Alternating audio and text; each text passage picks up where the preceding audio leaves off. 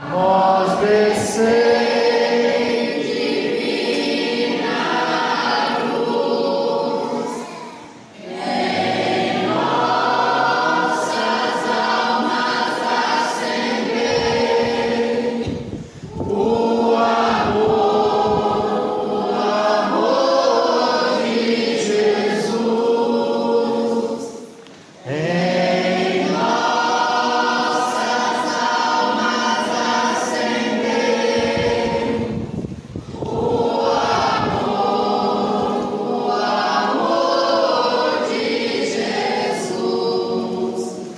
Irmãos e irmãs, hoje nós nos reunimos com muita alegria e com certeza nos reunimos com os anjos do céu que louvam também hoje Maria, que Deus nos concedeu como padroeira de onde a gente habita, como padroeira da nossa nação, como padroeira do Brasil. Os anjos com certeza nessa liturgia cantam glórias a Deus por nos dar Maria como mãe, como intercessora, como a escolhida, como aquela que nos ajuda a nunca deixar o vinho da vida, o vinho da esperança, o vinho da caridade, o vinho da alegria faltar. Na primeira leitura, nós vemos o testemunho da rainha Esther. Esther revestiu-se com veste de rainha e foi colocar-se no vestíbulo do palácio do rei. Nossa Senhora hoje está vestida como rainha. Foi o que nós acabamos de rezar no quinto mistério do terço da ressurreição. Maria coroada como rainha do céu e da terra. Porém, essa imagem, quando foi achada, não tinha nenhuma veste de rainha. Pelo contrário, estava enegrecida. Não sabemos por quê. Talvez seja pelas velas. Antigamente nós não tínhamos a luz como hoje. E sempre que o povo se reunia para rezar, colocava-se vela perto das imagens e elas iam ficando mais escuras. Ou se estava enegrecida pela lama, pelo barro que se encontra ali no rio Paraíba do Sul. Aquela imagem que foi encontrada era a imagem de Nossa Senhora da Conceição.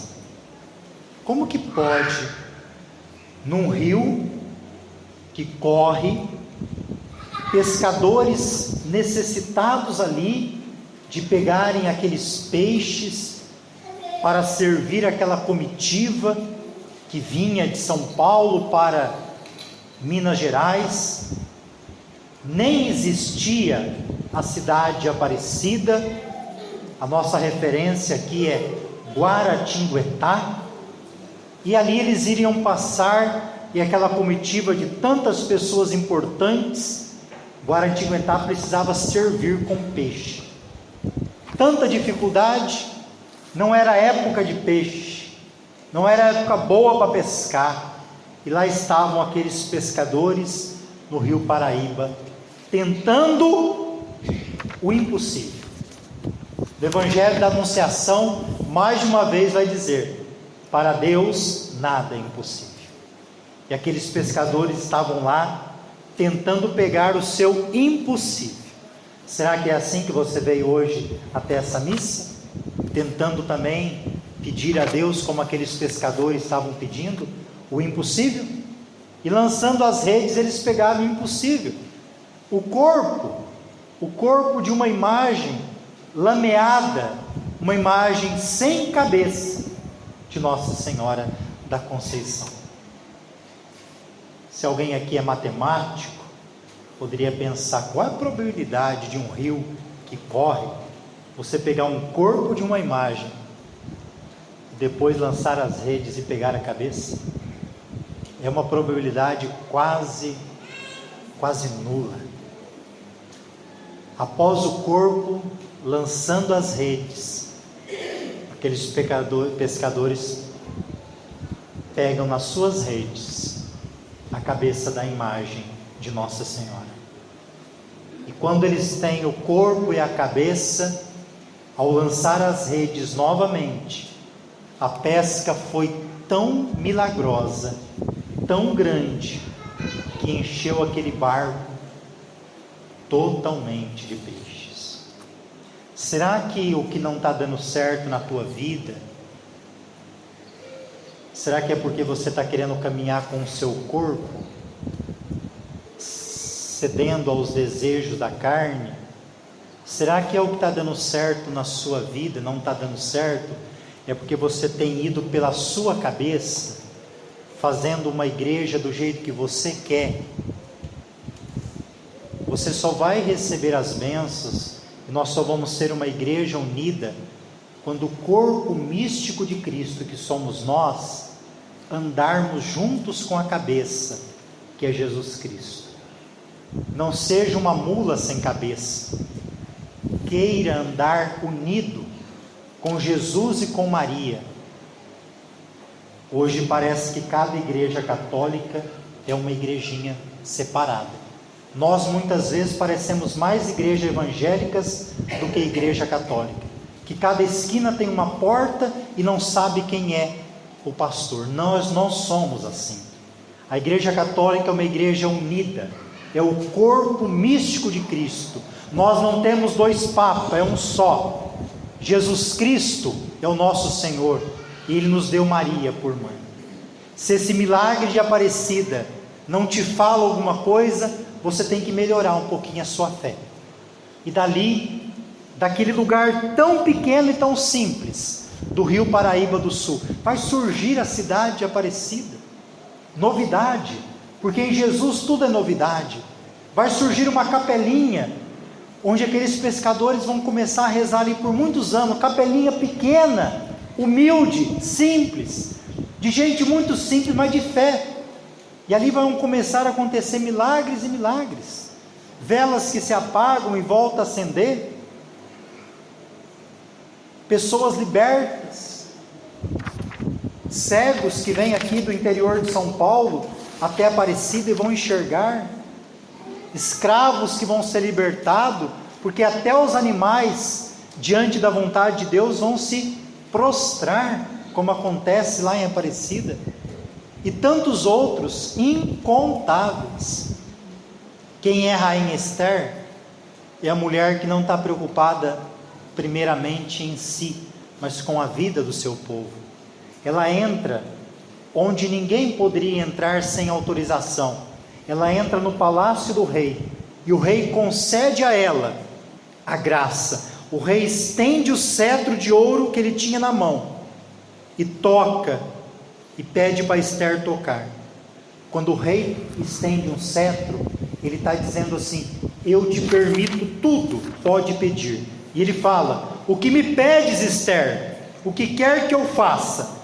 Ainda que me pedes a metade do meu reino, eu vou te conceder. Você consegue perceber a diferença das pessoas? Das pessoas que se deixam conduzir pelo mal? Você consegue perceber aqui a diferença das pessoas que se deixam seguir pelas más influências? A pergunta é a mesma. O que o rei Herodes fez aqui? Que você quiser, nem se for a metade do meu reino, eu vou te dar. Deixou-se ser influenciado pelaquela jovem bonita que dançava e sua mãe. E o que ele pede? O que elas pedem? A cabeça do João Batista. Matou o grande profeta. Esther poderia ter pedido o reino, poderia ter pedido toda a riqueza, e não é isso que ela pede. Ela diz assim: se ganhei a tua graça, ó rei, se for do teu agrado, concede-me a vida, eis o meu pedido, e a vida do meu povo, eis o meu desejo. Está preocupada com o seu povo. É assim Nossa Senhora, preocupada conosco, preocupada com o seu povo, porque um dia, aos pés daquela cruz, Jesus falou assim para ela: mãe, eu estou te entregando meus filhos, cuida deles. Eu estou te cuidando o que eu fiz na criação de mais precioso, que são os meus filhos. Eu estou te entregando, ó mãe. E Esther faz o pedido certo. Será que não está na hora também da gente fazermos o pedido certo? No Evangelho, todos nós conhecemos as bodas de Caná. Maria estava lá, Jesus também, com os seus discípulos. Só que no casamento, que é a coisa mais importante ali do casamento, é ter vinho, né? O casamento judaico não é igual ao nosso, às vezes demora uma semana. E o vinho veio a faltar. O vinho aqui significa a vida, a alegria. Então, se o vinho veio a faltar, esse casamento vai ser frustrante. Vai ser um casamento sem vinho, sem vida, sem alegria. E quem percebe que o vinho veio faltar? Gente, só percebe quem está unido a Deus. Quem percebe o que está faltando são pessoas sensíveis. Será que você que está aqui, eu, né, vocês aqui no altar, estão percebendo o que está faltando? Só que Maria, quando ela percebe, ela não fica parada, ela vai pedir a Jesus, ela vai agir.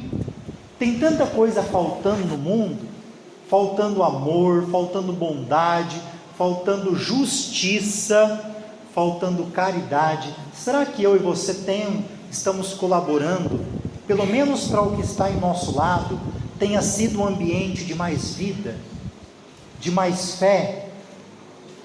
E antes de você falar para qualquer pessoa, você tinha que falar como Maria. Com quem que ela foi falar? Com Jesus. Meu filho, olha a situação, eles não têm mais vinho. Então ela está agindo como intercessora. Ele até chega a dizer: não é minha hora não chegou. Mas quem pediu é a mãe. E quando a mãe pede, o filho atende. Peça a Maria que o filho atende. E aí lá tinha 6 talhas de pedras para a purificação dos judeus, né? E aí essas talhas vazias, muitas vezes nós vamos vivendo a vida e a gente vai ficando igual essas talhas, vazios, murchinhos, sem nada. E Jesus manda que aqueles servos que Maria disse para eles o quê? Façam tudo o que ele vos disser. Maria, um dia da anunciação, ela disse: eis aqui a serva do Senhor, faça-se em mim segundo a tua palavra. Agora é ela que indica esse caminho. Fazei o que ele vos disser. Olha a importância da palavra. Jesus esses dias curou um homem sem tocar nele, curou falando, porque a palavra de Jesus cura, liberta. Fazei o que a palavra vos disser. E ele manda encher as talhas de água. Tem coisa que Jesus pede, talvez na hora você não compreende, parece até loucura. Jesus está me pedindo isso? Aqueles servos devem ter pensado isso. Encher talha de água? Para quê? O que vai fazer com talha de água? Nós estamos querendo aqui é vinho, não é água. E eles enchem as talhas. Aqui para nós é confiança, confiar no que Jesus pede. E aí ele vai pegar e transformar a falta de esperança, transformar o impossível em vinho. E aquelas 6 talhas não são mais de água, é de vinho. Por isso você deve, no mínimo, comungar com um pouquinho mais de fé.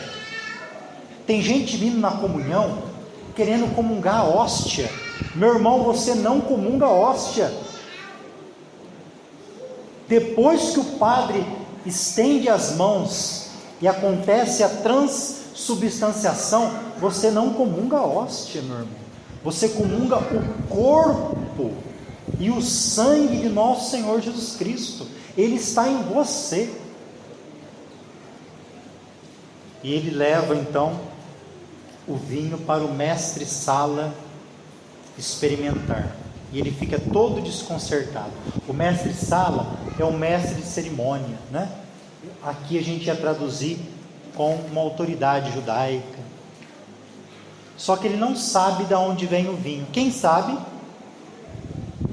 Aqueles que estavam servindo. Quem estava servindo sabe de onde veio aquele vinho, porque eles fizeram o que Jesus mandava. Um dos mais importantes da celebração, que é o mestre-sala, que devia saber de toda a liturgia, não sabia de onde veio aquele vinho bom. Porque você pode ser a pessoa mais importante, e se você não está junto de Jesus, de nada adianta. Na hora da doença nós somos todos iguais, nas dificuldades também. Só que quem está junto de Jesus sabe os caminhos que deve percorrer, e sabe que deve contar com o auxílio da mãe em todas as circunstâncias. O mestre-sala não sabia de onde vinha aquele vinho bom, e ele foi perguntar para a pessoa errada, para o noivo: da onde veio esse vinho? Normalmente nos casamentos a gente serve primeiro o vinho pior, a gente serve o chapinha, e depois que todo mundo já está embriagado, não sabe mais nem o que vai tomar, aí a gente serve o bom. Mas ali não. Jesus sempre vai ter um vinho bom para você, sempre vai ter algo melhor quando a gente participa da festa do casamento. Essa liturgia não fala de noiva, porque a noiva é a própria Maria, porque Maria representa a igreja. A noiva de Jesus é a igreja, e Maria é a figura da igreja, uma igreja mãe, acolhedora, que não deixa faltar vinho. Mas só que para não faltar vinho, Deus concede a cada um que está aqui dons e graças para colocar em prática. Na novena de Aparecida do ano passado, quando aqui estive celebrando, vou voltar naquele dia e partilhar mais uma vez com vocês esse dia. Lá em Olímpia, a minha cidade natal, nós, num certo momento, desde pequeno, eu sempre tive uma família muito religiosa, graças a Deus. Então sempre desde pequeno na igreja, participando, toda a minha família. Adolescente a gente foge um pouquinho, mas aí depois com o grupo de teatro a gente voltou-se novamente.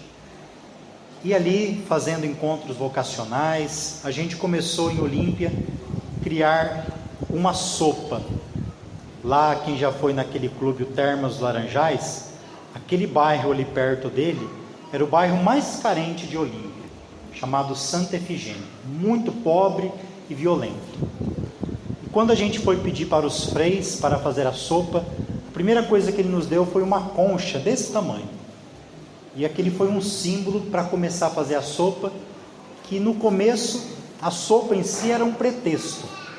No começo a gente conseguiu fazer a sopa e levar nas casas, então nosso objetivo era entrar nas casas da pessoa e levar uma palavra, e depois as pessoas foram buscar lá.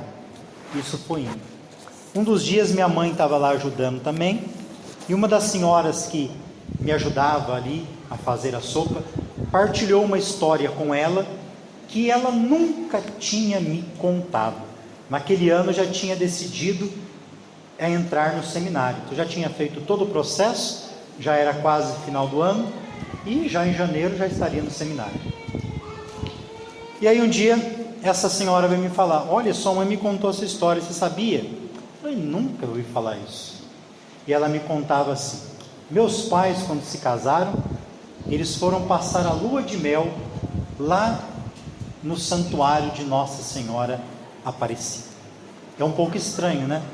Hoje, se a gente falar com um casal, pensar luas de mel, né? É uma viagem, né? É um resort, é tanta coisa, mas Aparecida. Meus pais foram passar a lua de mel lá. E aí, minha mãe passando ali em frente, né? Você que já foi em Aparecida deve ter feito isso já. Passando em frente do nicho de Aparecida, naquela rampa. Ela conversando com Nossa Senhora diz a ela: olha, Maria, se o filho que eu vier a ter primeiro for um menino, né? Eu entrego a senhora como sacerdote. E eu sou o primeiro filho da minha mãe e eu não sabia dessa história. Eu tive, meu nome depois de Durvano é Aparecido, por causa de Nossa Senhora Aparecida. Fui ordenado diácono em Olímpia, na paróquia, hoje Santuário de Nossa Senhora Aparecida. E no dia 3 de dezembro, esse ano faz 11 anos, eu fui ordenado padre lá no Santuário Nacional de Aparecida. Eu ficava imaginando aquele dia da minha ordenação, né? Onde minha mãe desamarrava as minhas mãos, era um sábado à noite, no santuário. O que não devia estar passando pela cabeça dela, né? Quando eu ainda nem nasci, ela ali estava, me consagrando a Nossa Senhora como sacerdote. E naquele dia ela estava lá, na minha ordenação, desamarrando as minhas mãos com o meu pai. Com certeza você também tem uma história, e eu morei praticamente 10 anos ou mais do lado de Aparecida, 12 quilômetros de Aparecida, né? Ali em Roseira, no Mosteiro da Sagrada Face. Então que Nossa Senhora hoje possa interceder por nós e pelos nossos impossíveis. Louvado seja nosso Senhor Jesus Cristo.